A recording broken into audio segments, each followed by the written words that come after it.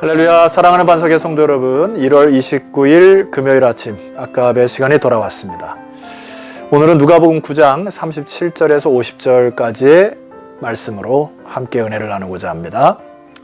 성도 여러분, 벌써 1월도 한 달이 훌쩍 다 가버렸네요. 우리에게 맡겨진 시간과 세월을 아끼고 오늘 하루도 주님과 함께 동행함으로 승리하는 하루가 되시기를 소망합니다. 오늘은 주님께서 이제 그 변화산에서 내려오시고 나서 이제 예루살렘으로 가는 이 여정의 첫 사건을 만나는 시간입니다. 그래서 많은 신학자들이 이 누가복음을 가리켜 길 위의 신학이라, 그리고 누가를 길 위의 신학자라 이렇게 평가를 하지요.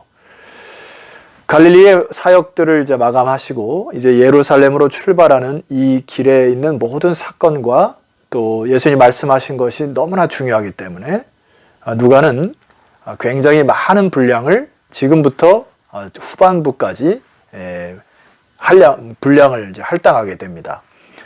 자, 오늘 그 첫 번째 현장으로 한번 가봤으면 좋겠습니다. 좀 기대가 되시죠? 37절입니다. 이튿날 산에서 내려오시니 큰 무리가 맞을세.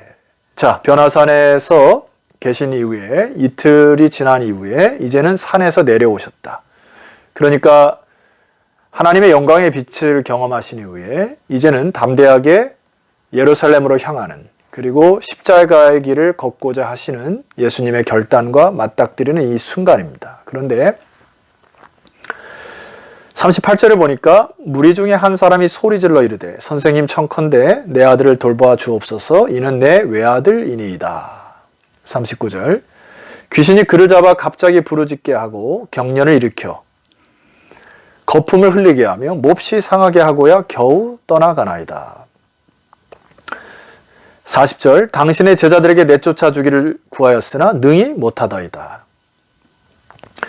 누가의 강조점은 종전에 이 귀신을 쫓았던 이 제자들이 갑자기 이 귀신 들린 외아들을 구하지 못하는, 그래서 그 강조하는 단어가 뭐냐니까 능히라고 하는 단어입니다. 이게 좀 질문이죠. 종전에는 고쳤던 이 제자들이 갑자기 왜 고치지 못하였을까? 그래서 이 능히라고 하는 단어는 디나마이라고 하는 단어로 그들이 그런 능력이 갑자기 사라진 것에 대한 의문점을 가지고 있습니다. 그래서 예수님이 그것을 뭐라고 진단하시냐면은 41절입니다. 예수께서 대답하여 이르시되 믿음이 없고 패역한 세대여, 내가 얼마나 너희와 함께 있으며 너희에게 참으리요 하고 그들에게 그 능력이 사라진 것을 두 가지로 진단을 하시고 답을 주십니다. 첫 번째는 믿음이 없다는 것이에요. 그러니까 무엇에 대한 믿음이었냐면은 이들이 주님을 만나고 난 이후에 곳곳에서 병자를 고치기도 하고 했던 역사들을 경험했죠.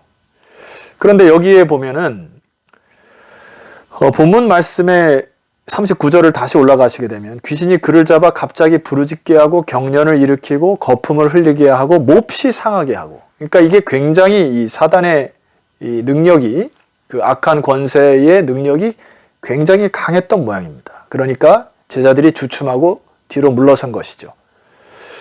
귀신이 너무 강렬해 보이고 귀신의 힘이 커 보이니까 갑자기 하나님이 없는 것처럼 이들이 믿음이 사라진 모습을 주님이 꾸짖으시는 것입니다.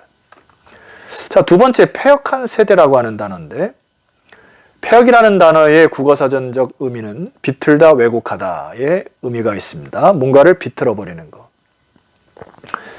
헬라어의 정확한 어원의 뜻은 얼굴을 돌려대다, 몸을 돌이키다, 마음이 변절되다. 그러니까 이 사건 앞에서 갑자기 상황과 환경의 지배를 받아 종전까지 있었던 믿음과 혹은 강한 의지와 예수님을 향한 신뢰가 비틀어지고 마음이 변절되어, 즉 사단의 강한 권세 앞에서 갑자기 주눅 들고 쫄아들어서 변절자가 되었다는 의미입니다. 그러니까 처음 주님과 가졌던 순수한 믿음과 이 동기들이 갑자기 비틀어지고 왜곡되고 과거로 회귀한 듯한 모습, 이것을 주님이 꾸짖는 것입니다. 하나님의 뜻이나 주님의 뜻을 아랑곳하지 않고 자기의 생각과 판단대로 판단해버려 그 악한 권세 앞에서 주눅들어하는 모습을 주님께서 꾸짖으신 것입니다. 성경 곳곳에서 여러분 나오는 이 패역한 세대라고 하는 단어는 하나님이 없이 사는 세대를 가르쳐서 곳곳에서 사용하는 단어가 패역한 세대입니다. 성도 여러분, 오늘 우리 시대를 가만히 보셔야 됩니다. 우리들의 믿음을 누구에게 두는가가 너무나 중요한 거예요. 상황과 환경에 두는가? 아니죠. 예수님은 눈을 들어 주목하여 하늘을 보고 하나님께서 이 일을 우리에게 맡기신 것을 보라는 것이죠. 여러분, 우리 세대가 패역한 세대가 아닌가 보셔야 합니다. 그리고 만약에 주님의 이 꾸지람이 우리를 위한 꾸지람이라고 하면은 철저히 회개함으로 다시 나아가셔야 합니다. 왜냐하면 교회가 마지막 보루이기 때문에 그렇습니다. 코로나 사태로 인하여 많은 교회들이 마치 하나님 없이 자기의 영광과 자기의 뜻을 이루려고 하는 이 많은 세상적인 가치관에 놀아나서 하나님의 영광이 가려지는 이 일을 철저히 회개하셔야 합니다. 그래서 예수님이 이 아이를 치료하시면서 제자들에게 오늘 저와 여러분에게 교훈하시죠. 41절 하반절입니다. 아이를 이리로 데리고 오라 하시니 42절 올 때에 귀신이 그를 거꾸러뜨리고 심한 경련을 일으키게 하는지라. 예수께서 더러운 귀신을 꾸짖으시고 아이를 낫게 하셔서 그 아버지에게 돌어주시니. 자, 43절에 귀를 기울이셔야 합니다. 사람들이 다 하나님의 위엄에 놀라니라. 여러분, 제자들이 잊고 있었던 것이 무엇이죠? 예, 하나님의 위엄, 하나님의 능력, 이것을 바라보지 못하고 자신의 힘과 능력으로 잠시 착각했던 것 같아요. 자, 여러분, 누가는 의사지 않습니까? 그런데 오늘 이 아이의 상태를 귀신이 들렸다 이렇게 표현을 해요. 근데 마태는 간질이 들렸다 이렇게 표현합니다. 같은 사건인데 그 병을 바라보는 관점이 좀 다르죠. 누가가 그렇게 쓴 이유가 있죠. 자, 여러분 9장 1절로 가시게 되면은 예수께서 12제자를 불러 모으사, 기억나시죠? 자, 모든 귀신을 제어하며, 여기 단어 등장하지 않습니까? 예수님께서 제자들을 불러 모으셔서 그들에게 귀신을 제어할 수 있는, 그 다음 제어하며 병을 고치는 능력을 주셨고, 두 번째는 권위를 주셨다는 것입니다. 그러니까 귀신을 제어하고 병을 고칠 수 있는 능력이 하늘로부터 오는 것임을 그들에게 말씀하셨는데, 이들은 순간적으로 자기가 조금 잘나서 혹은 자기가 약간 그레이트해졌기 때문에 인간의 힘과 능력으로 섣불리 다가서다가 큰 코 다칠 뻔한 것이죠. 주님이 이렇게 얘기하시는 것 같아요. 자기의 힘과 의지로 인생을 살아가려 하면 실패한다. 주님께서 이 제자들에게 이 교훈을 말씀하시면서 당부하고 또 당부하는 것이 있습니다. 자, 43절 하반절 보실까요? 그들이 다 그 행하시는 모든 일을 놀랍게 여길세. 자, 지금 예수님이 이 귀신 들린 아이를 고치고 난 이후에 주변의 사람들뿐만 아니라 제자들도 다 놀랬겠죠. 그리고 그 기적과 이적 때문에 갑자기 예수님이 또 그들에게 있어서 영웅 취급되었을 것이라 생각이 듭니다. 자, 웬만한 사람들은 그런 영웅 심리에 취해서 더 들떠다녔겠죠. 그런데 예수님이 44절에 갑자기 이 모든 사건을 이렇게 끝맺으시고 그들을 향하여 중요한 메시지를 던집니다. 여러분 44절 말씀 보세요. 이 말을 너희 귀에 담아두라 하면서 앞의 내용의 기적과 이적이 중요한 것이 아니고 인자가 장차 사람들의 손에 넘겨지리라 하면서 본인의 죽음, 예루살렘으로 가면 죽고 십자가를 지는 이야기, 변화산에서 하셨던 처음 얘기를 다시 그들에게 반복하시는 예수님을 만나게 됩니다. 여러분, 이것은 예수님이 이 세상에 오신 목적을 정확히 알고 사람들의 영웅으로 자기를 취급하거나 기적과 이적으로 자기를 칭찬한 일에 마음 빼앗기지 아니하시고 오로지 묵묵히 십자가의 길, 순교자의 길로 이제 꿋꿋이 가려고 하시는 예수님의 모습을 보고 제자들에게 당부하는 것입니다. 아직까지 예수님의 죽음과 부활을 경험하지 못한 제자들은 저마다의 생각과 논리로 자기의 길을 가려고 하는 모습들이 누가의 눈에 비춰지는 것이죠. 여러분 45절 말씀 봅시다. 그들이 이 말씀을 알지 못하니 이는 그들로 깨닫지 못하게 숨긴 바 되었음이니라. 또 그들은 이 말씀을 묻기도 두려워하더라. 왜 묻기를 두려워했을까요? 예수님이 자꾸 죽는다고 말씀하셨으니까요. 내가 곧 죽을 사람처럼 저분은 우리의 메시아가 되어야 되고 또 우리를 향한 끊임없는 선각자가 되셔야 되는데 자꾸 죽는다는 것을 다시 묻기를 두려워한 것이죠. 여러분 제자들은 자기의 생각과 자기의 길로 가는 모습을 봅니다.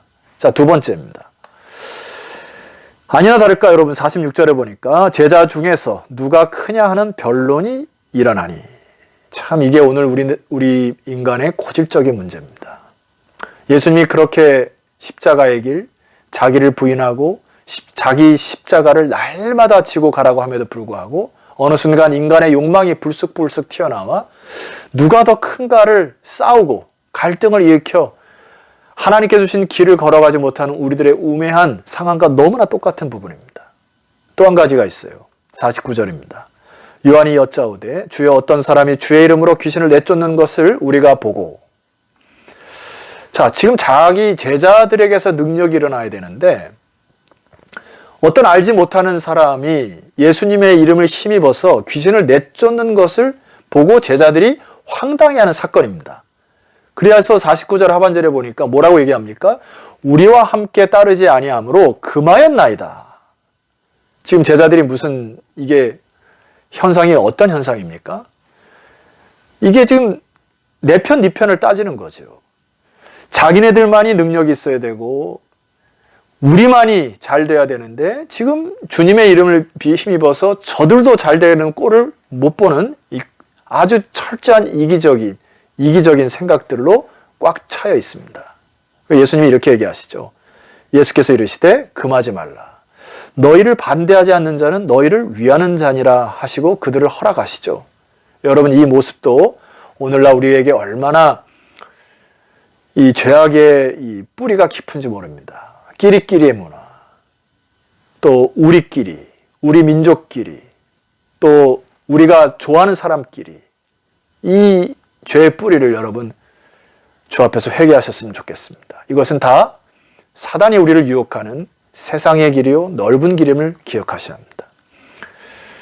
자, 예수님께서 내일 우리가 살펴볼 말씀 중에 51절을 보면 이렇게 오늘 말씀이 요약되는 것 같아요. 예수께서 승천하실 기약이 차감해 예루살렘을 향하여 올라가기로 굳게 결심하시고 하나님의 방법, 하나님의 뜻을 깨달아 이제 예루살렘으로 향하여 올라가기로 굳게 결심하셔서 묵묵히 십자가의 길로 가시는 주님을 발견하게 됩니다. 성도 여러분, 세상에 많은 넓은 길이 있어요.